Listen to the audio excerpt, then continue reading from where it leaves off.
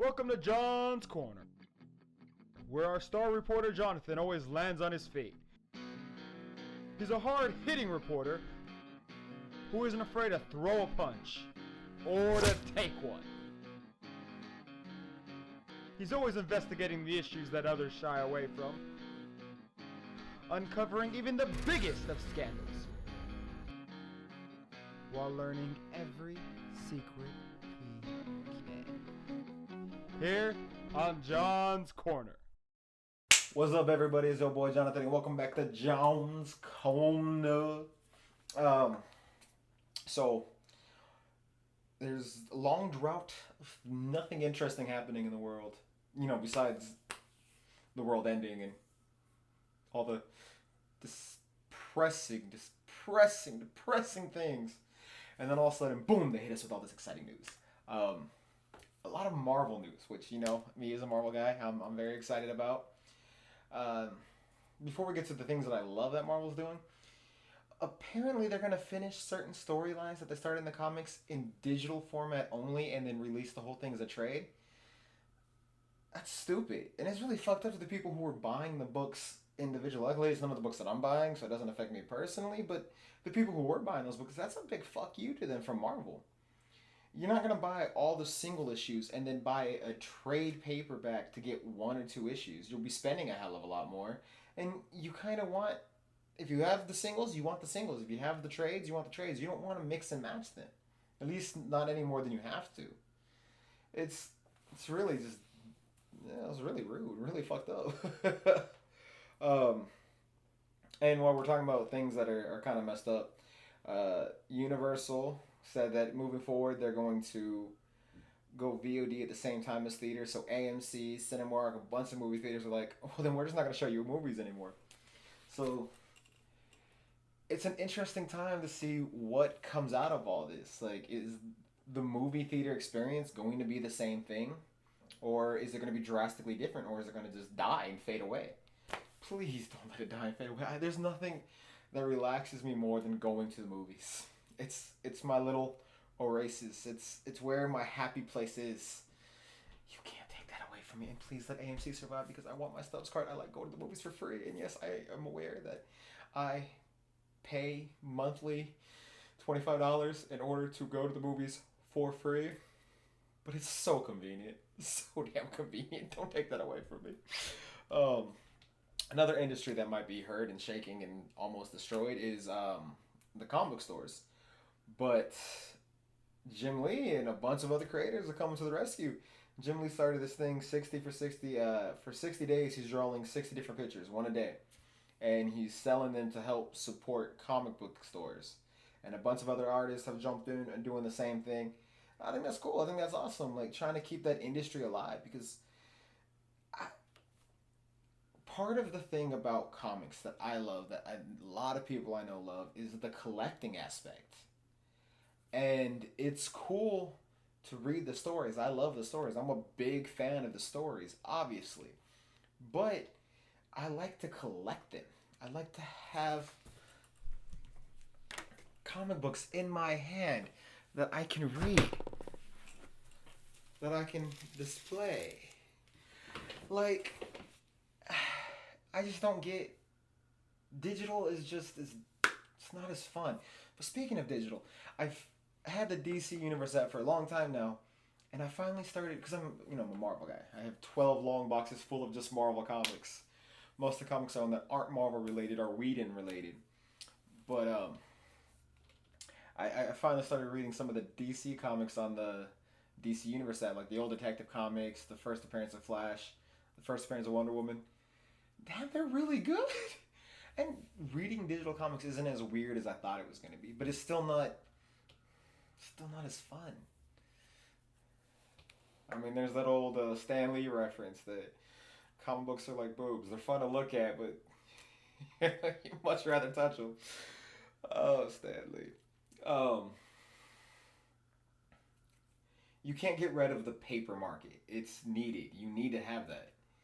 Without it, just what's the point? But anyways, all that aside, the stuff that Marvel's releasing. Apparently there's a show called Fury Files coming out, which seems to be animated and just kind of like, oh, look at this character, like character spotlight stuff, which is cool, but not anything to write home about. But the news of shows that they've hinted at, of course, the Miss Marvel show, one of my favorite newer characters. Well, another one of the champions, because Miss Marvel, along with Miles Morales, Spider Man, and the kid Nova, like the young actual kid Nova.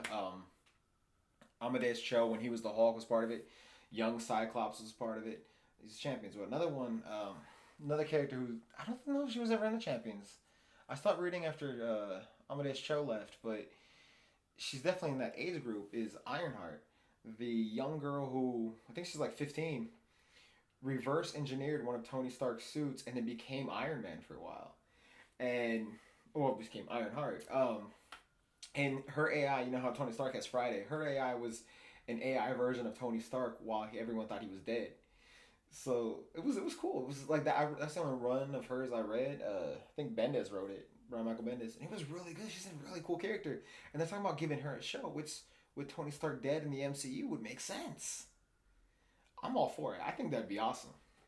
Um, the other show that they talked about is a Spider-Man 2099 show. And let's be honest, like I love Tom Holland Spider-Man, I do, but if you're a comic book fan, Spider-Man and the X-Men are the two, and kind of Fantastic Four, are all soap operas, especially Spider-Man and the X-Men. Such soap operas. So doing Spider-Man as movies, it's fun, it's exciting, I'm engaged, I can't wait for part three, but it would work so much better as a show. I get Disney wouldn't make as much money with it as a show, but it would work better as a show. The format, as put down by Stan Lee and Steve Ditko back in the day, and for X Men, more Chris Claremont than Stan Lee, but it's really about the Spider Man comic isn't about Spider Man. It's about Peter Parker. The movies are about Spider Man, but the comics about Peter Parker. And you could do that in a show. So doing a show Spider Man, even if it's not Peter Parker Spider Man, I just think it's much more interesting. This one is, of course, Miguel O'Hill, Spider Man from the future, 2999. My God, we're getting close to that. But they started casting. That would be cool. I don't know if they're going to have it take place in the future or have it take place in the present day and him come from the future, which has happened. Has happened numerous times. He's come from the future, lived in the present, and interacted with our Spider-Man and stuff like that. Either way, I just think that's awesome. I'm 1,000% on board for that. And then the other news they talked about was potentially there's a rumor that Marvel has already gotten the rights back to Daredevil. I don't know if that's true, but if it is, they're also talking about keeping Charlie Cox and some of the cast, hopefully Kingpin, from the Netflix show and retooling it, giving it kind of like a soft reboot, which would totally fly. You could do that. I mean, you just write it off as little things in history change. I know Endgame said that time travel doesn't work that way. If you veer off to another universe, it's all whatever, whatever, whatever. But you could still make it work. You just have it, this universe is slightly different than the last one. And it would even make sense too because the movies that we watched aren't in the original timeline. If you go by Endgame's theory that you can't alter the past. If you alter the past, you make another universe, which is actually from the comics. They did it in the comics too. You create another universe, and the original timeline is still there untouched.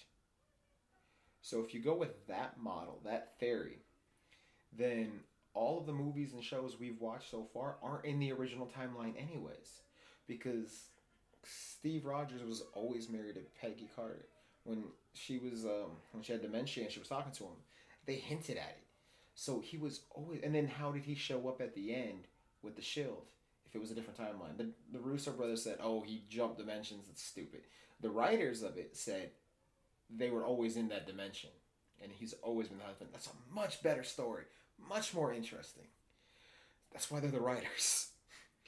So if we go with that theory, that's not the original universe. We could just chalk it up as Captain America through the Avengers happened in the original timeline, along with the Defenders universe. And then everything else, including those movies again, happened in the second timeline. those movies pretty much played out exactly the same in both timelines, and then we have the new set of Defenders, it would work perfectly. And I could logically write it all off in my head as making sense.